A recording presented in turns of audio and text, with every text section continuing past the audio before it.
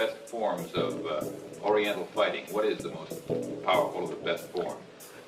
Well, it's bad to say the best, but in my opinion, I think Kung Fu is pretty good. Will you tell us a little bit about Kung Fu?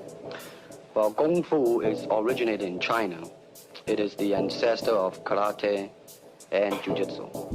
It's more of a complete system, and it's more fluid. By that I mean it's more flowing. There is continuity in movement instead of one movement, two movement, and then stop. I see. What's the difference between a Kung Fu punch and a karate punch? Well, a karate punch is like an iron bar, whack. A Kung Fu punch is like an iron chain with an iron ball attached to the end, and it go whang, and it hurt inside. Okay.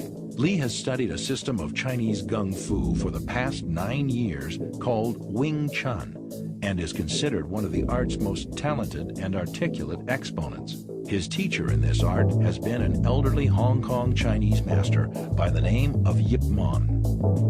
Despite his proficiency in this style of Kung Fu, his study of philosophy has caused him to question. And now he begins to question why most martial artists, Chinese and otherwise, seem more concerned with preserving tradition than with looking more deeply into the matter to penetrate through to the ultimate truth of martial art. Moreover, Li has begun to develop his own method of Kung Fu, which he describes as non-classical in nature and which takes as its core the principles of economy of motion, simplicity, and directness. All right, for instance, you will read it in a book, in a magazine and everything, that when somebody grabs you, you will first do this, and then this, and then, and then, and then, and then, thousands of steps before you do a single thing. Of course, these kind of magazine would teach you to be feared by your enemies and admired by your friends and everything. But in Kung Fu, it always involves a very fast motion. Like, for instance, a guy grabbing your hand. It's not the idea to do so many steps. Step him right on the instep. He'll let go. This is what we mean by simplicity. Same thing in striking and in everything. It has to be based on a very minimum motion so that everything would be directly expressed. One motion, and he's gone. Doing it gracefully, not to go, yelling and jumping all over him, but to do Excuse me. Both the American and Chinese martial art communities resent his iconoclasm.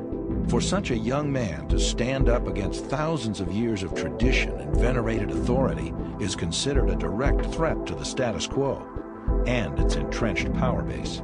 Prior to Bruce's coming to this country, Kung Fu was alive in most all the Chinese communities, but there was nothing taught to outsiders, basically. And Bruce came along, and with that basis of trying to create equality amongst all people, regardless of race, he chose to let anybody into his school, regardless of what color or race they were, as long as he knew what was in their heart was good and positive. Why he took them in, and like when he was down in San Francisco, where the Chinese community was much more like being in China, they took exception to it, and he had to fight his way out of it. In Oakland, he received a challenge from the San Francisco Chinese martial arts community, and the challenge read that Bruce, if he were to be defeated in this challenge, would have to cease teaching Caucasian or non-Chinese students. And the Chinese martial artist came over from San Francisco to Bruce's studio in Oakland, and a very formal challenge took place. I was present there. In fact, I was 8 months pregnant with Brandon, and James Lee was there. And this fight with this Chinese martial artist lasted about 3 minutes. It consisted of a lot of running, where the Chinese martial artist took off and started running around the room, and Bruce was pursuing him before Bruce finally got a hold of him and took him down to the floor and made him give up. And after the challenge ended, with the Chinese martial artist being soundly defeated and they all went away, Bruce won the right to teach anyone he wanted to.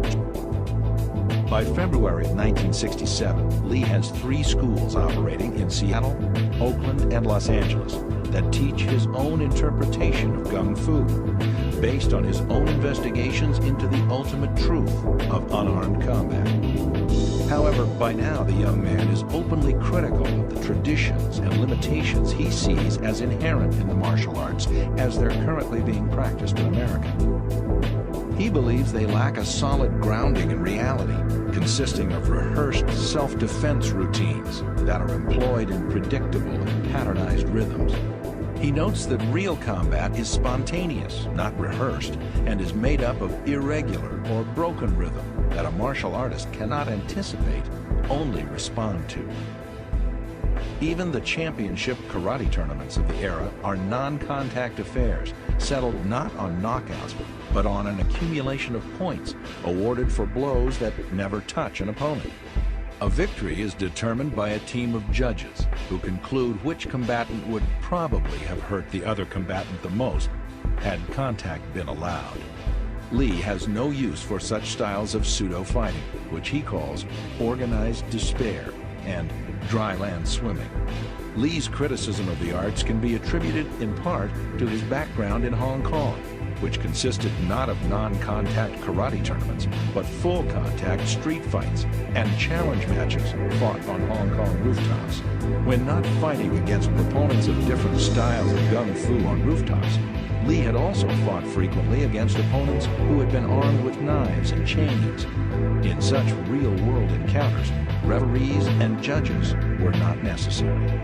Rather than participating in non-contact karate tournaments, which he considers little more than glorified games of tag, Lee instead devotes himself to devising a more scientific approach to unarmed combat.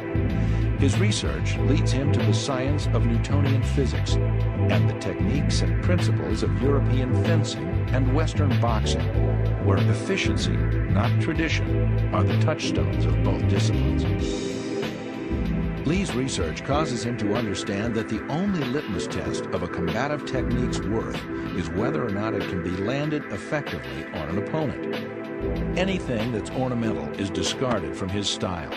He retains only those techniques that he himself has determined to be practical in real self-defense situations. Lee is the first martial artist in North America, if not the world, to have his students don boxing gloves, headgear, and body protectors and spar all out. Nothing is rehearsed, no punches are pulled, and full contact, reality-based martial art is the order of the day. In 1967, Lee introduces the concept